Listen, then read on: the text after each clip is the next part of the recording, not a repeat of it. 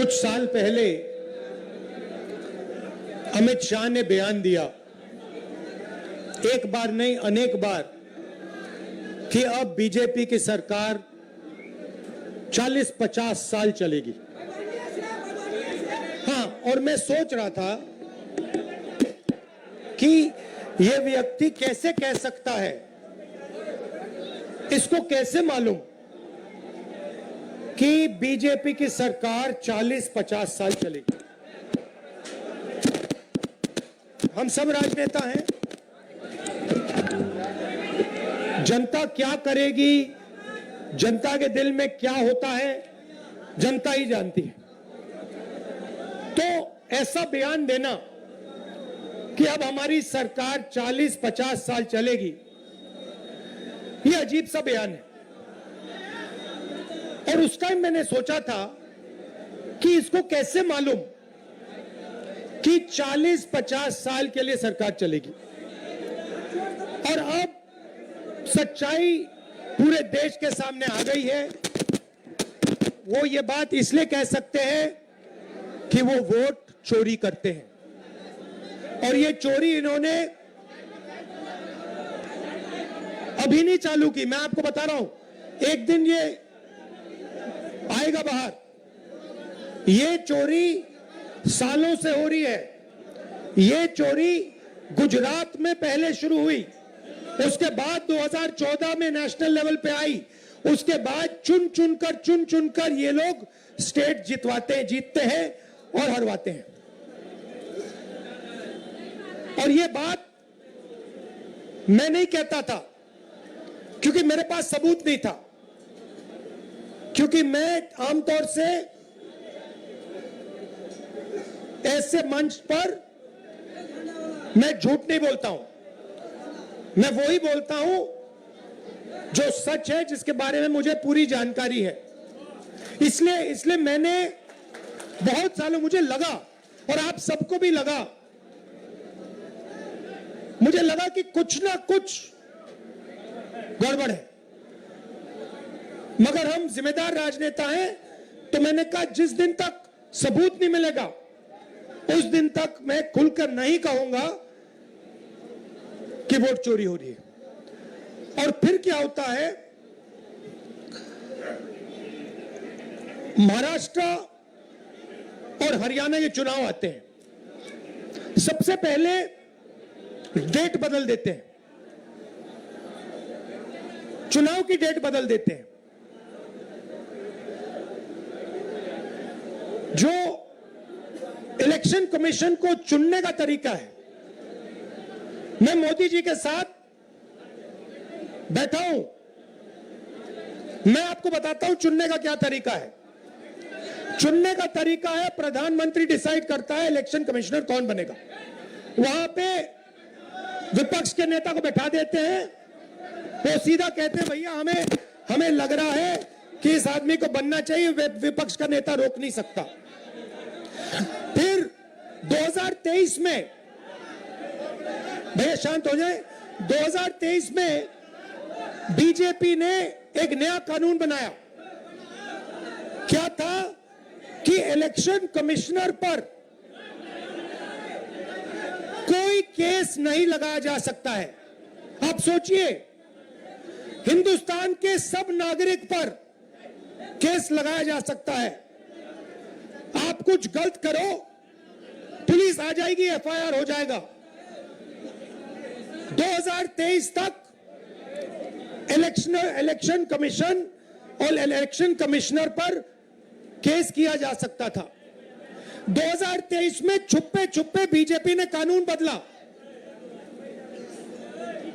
नया कानून कहता है कि इलेक्शन कमिश्नर पर कोई जुडिशियल कार्रवाई नहीं की जा सकती, कोई केस नहीं लगाया जा सकता। अब आप पूछिए अपने आप से कि यह कानून क्यों बनाया गया? चोरी करवाने के लिए, कि ये लोग बिना डरे चोरी कर पाए। तो महाराष्ट्र में इन्होंने क्या गलती की, ये थोड़ा ज्यादा कर दिया। गलती से ये डरे हुए थे, तो इन्होंने कहा कि भैया महाराष्ट्र का चुनाव है, हरियाणा का चुनाव है, इसको जीतना है। इन्होंने चोरी थोड़ी ज्यादा कर दी, हमने पकड़ ली। जैसे अगर कोई आपके बटुए से 10 रुपए चोरी करे, शायद आपको पता ना लगे, मगर अगर एक दिन आपके बटुए में से 1000 रुपए गायब हो गए तो आप कहोगे भैया ये तो किसी ने चोरी की है। यही हुआ हरियाणा में और महाराष्ट्र में। महाराष्ट्र में आप सुनिए, महाराष्ट्र में लोकसभा में हमारी पार्टी जीतती है, स्वीप करती है, ज्यादा से ज्यादा सीटें महाराष्ट्र में हमारा गठबंधन जीतता है। 4 महीने बाद हमारी 3 पार्टियां वहां पे, बड़ी बड़ी पार्टियां हैं, गहरी पार्टियां हैं, कांग्रेस पार्टी, एनसीपी, शिवसेना, तीनों मिलकर लड़ रही थी, गायब हो गई। तीनों की तीनों गायब हो गई। मतलब हमें 15 सीट मिल रही है,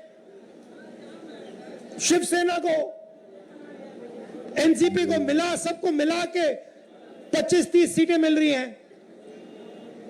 तो हमने पता लगाना शुरू किया। पता क्या लगा कि लोकसभा के बाद इलेक्शन कमीशन ने लाखों, तकरीबन 1 करोड़ से थोड़े कम नए वोटर लिस्ट में डाल दिए। नए वोटर लिस्ट में डाल दिए, और जहां भी नए वोटर आए वहां पे बीजेपी जीती। हमारे वोट कम नहीं हुए। अगर लोकसभा में हमें 100 वोट मिले, विधानसभा में हमें 100 वोट मिले, हमारे वोट कम नहीं होते, बीजेपी के बढ़ते हैं। कहां बढ़ते हैं? जहां नए वोटर आए। और हमने पूछा इलेक्शन कमीशन से कि भैया बताइए ये हैं कौन, ये कहां से आए, इनकी लिस्ट दीजिए हमें। इलेक्शन कमीशन कहता है नहीं देंगे। क्या कर लोगे? हम नहीं देंगे। उसके बाद हमने कहा देखिए वीडियोग्राफी का कानून है, आपने देखा होगा पोलिंग बूथ में वीडियो कैमरा लगे हुए हैं, देखा आपने? हमने कहा चलो लिस्ट नहीं देनी तो वीडियोग्राफी दे दो, हम देखना चाहते हैं कितने लोगों ने वोट किया, कब किया। कहते हम नहीं देंगे। और उसके बाद उन्होंने कानून बदल दिया और कहा कि 45 दिन के अंदर वीडियोग्राफी को रद्द कर दिया जाएगा, डिस्ट्रॉय कर दिया जाएगा। तो महाराष्ट्र में हमने पकड़ लिया इनको, हरियाणा में भी यही किया।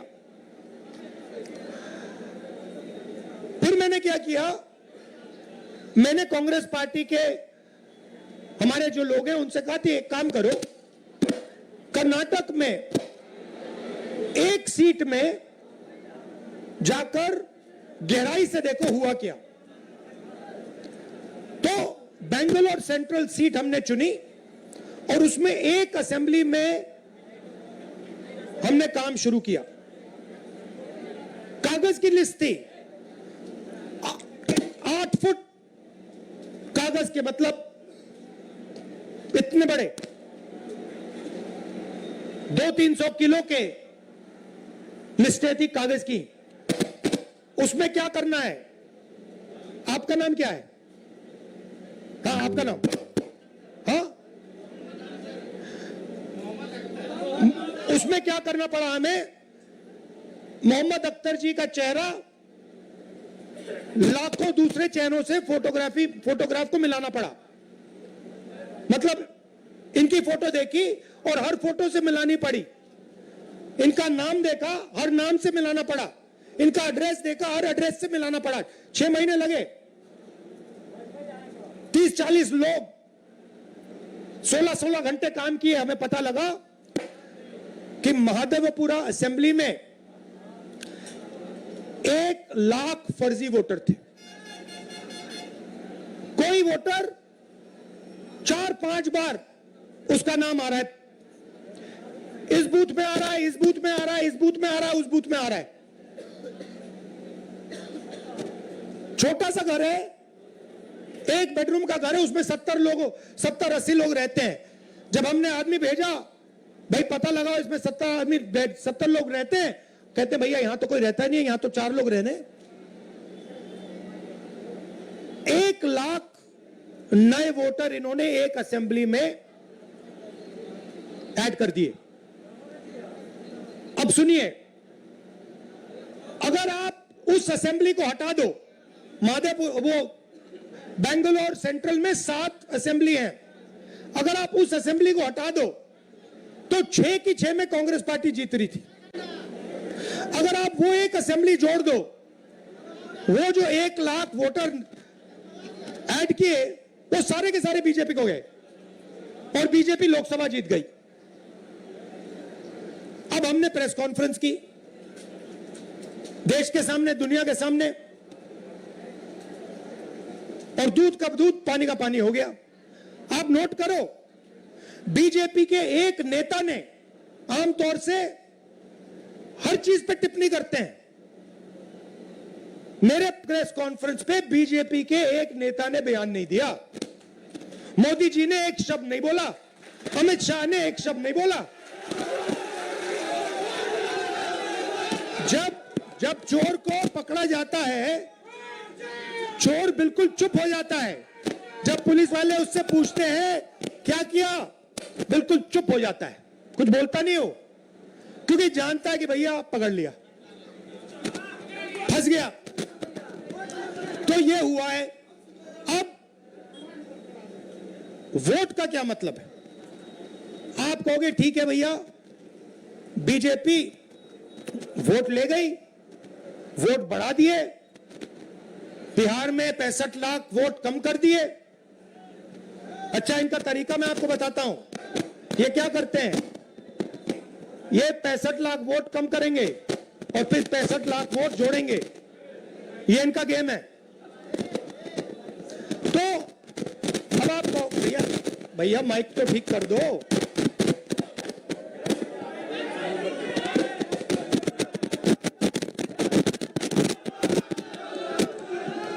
हेलो,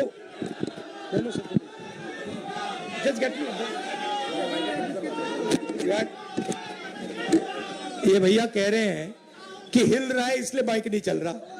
भैया ये बिहार की क्या हालत है कि मेज हिल रही है तो माइक नहीं चल रहा।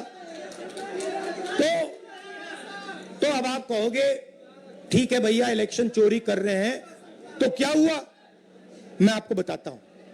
देखिए, इस संविधान में लिखा है कि हिंदुस्तान के हर नागरिक को 1 वोट मिलेगा। 2 नहीं मिलेंगे, 5 नहीं मिलेंगे, आधा नहीं मिलेगा, 1 मिलेगा।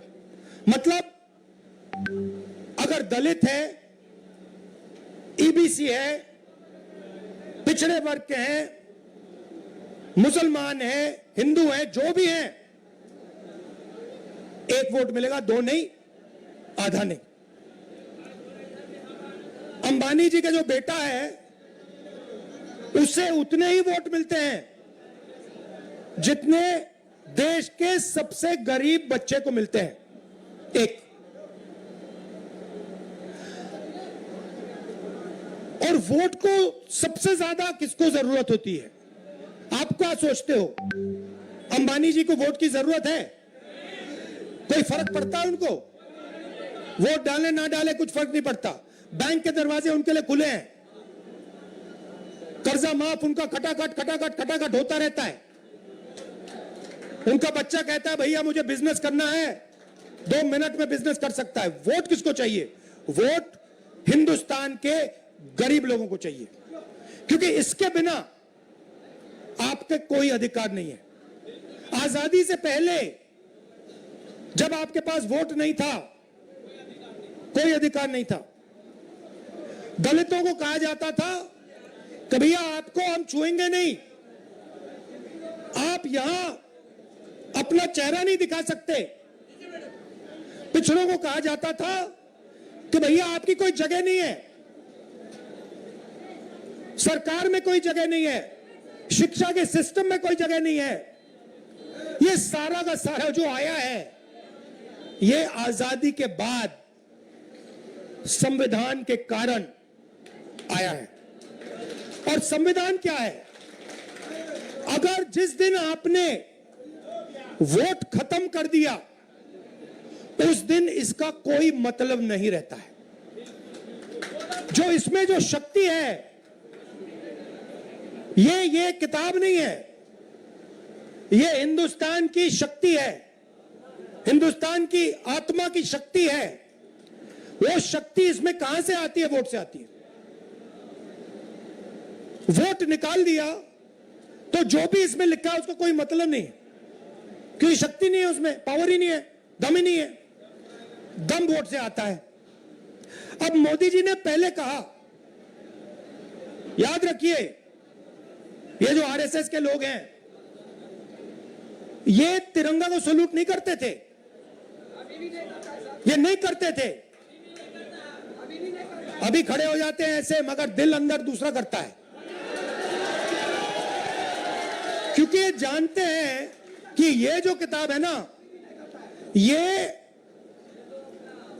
पिछड़ों को, ईबीसी को, दलितों को, गरीब जनरल कास्ट के लोगों को, महिलाओं को आगे बढ़ाने की किताब है, उनके अधिकार की किताब है, और वो अधिकार नहीं देना चाहते। तो ये इसको चुनाव में इन्होंने कहा, बड़े बड़े नेताओं ने कहा हम संविधान को बदल देंगे, बदल देंगे, और हमने कहा ऐसे नहीं होगा, सपने मत देखो, संविधान को कोई शक्ति नहीं बदल सकती।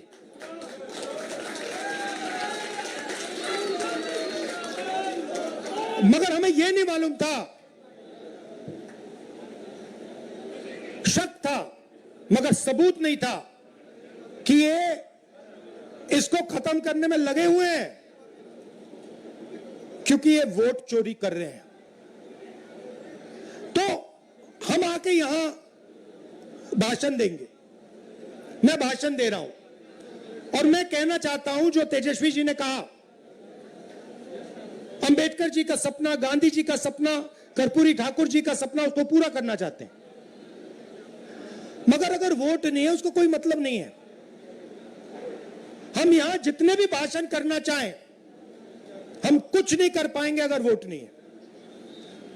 मैंने भाषणों में कहा भैया 50% की जो दीवार है रिजर्वेशन की, उसको हम तोड़ देंगे, बिना वोट के नहीं तोड़ सकते, सवाल नहीं उठता। हम मतलब भाषण देते रह जाएंगे। अगर वोट चला जाएगा, आरएसएस का कंट्रोल हिंदुस्तान की संस्थाओं पर होगा और जो प्रगति होनी चाहिए वो नहीं होने वाली। इसलिए हमने वोटर अधिकार यात्रा यहां शुरू की। आप क्या सोचते हो, एक बार आपका वोट चला गया उसके बाद भैया राशन कार्ड जाएगा, उसके बाद आवास जाएगा, उसके बाद जमीन जाएगी। ये अंबानी आता, अदानी आता है और किसानों की जमीन ले जाता है। किसान लड़ कैसे पाते हैं? लड़ इसलिए पाते हैं क्योंकि ये है, क्योंकि किसान कहता भैया अगर आपने हमारी जमीन ली तो देखना चुनाव में हम आपको दिखा देंगे। अगर ये चला गया तो किसान कुछ नहीं कर पाएगा, मजदूर कुछ नहीं कर पाएगा, सारा का सारा डर जो है चला जाएगा। मोदी जी आपको टीवी पे दिखते हैं, एक बार चोरी पूरी हो गई वो दिखेंगे भी नहीं, वो अंदर बैठ जाएंगे रेसकोर्स रोड के। वो अलग बात है कि थोड़ी देर बाद बैठना पड़ेगा उनको, क्योंकि इतना गुस्सा है जनता के दिल में। बिहार को देखो, यहां पे आप यात्रा में आओ, देखो क्या हो रहा है। मतलब लाखों लोग आ रहे हैं, कह रहे, बच्चा बच्चा कह रहा है वोट चोर, वोट चोर, वोट चोर।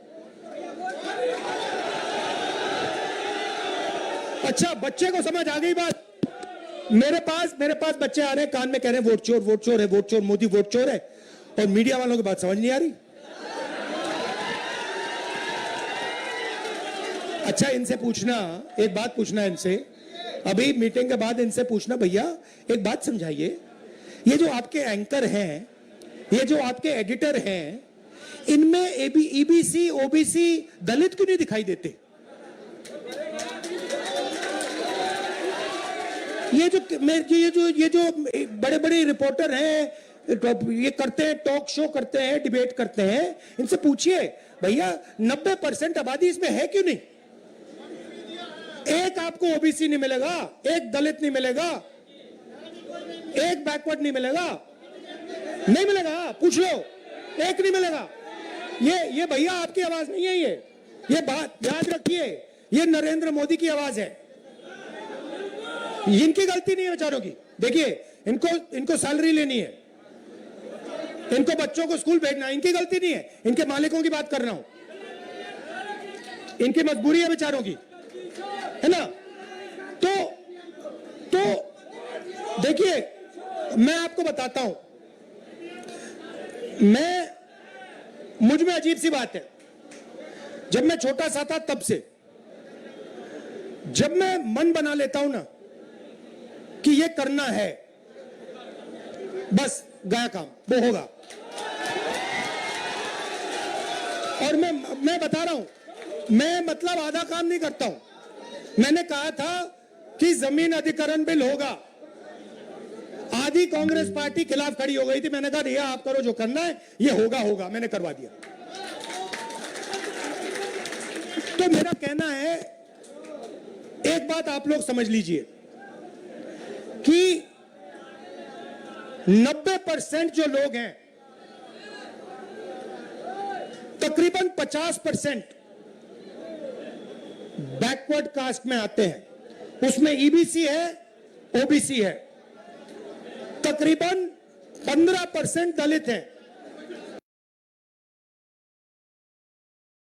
ओबीसी है, तकरीबन 15% दलित हैं, उसमें महादलित भी हैं, तकरीबन 15% माइनॉरिटीज हैं। नहीं, बिहार की बात नहीं कर रहा हूं, देश की बात कर रहा हूं। और आदिवासी तकरीबन 9%, सबको जोड़ लो 90% हो जाता है। और मुझे क्या दिख रहा है कि इस देश में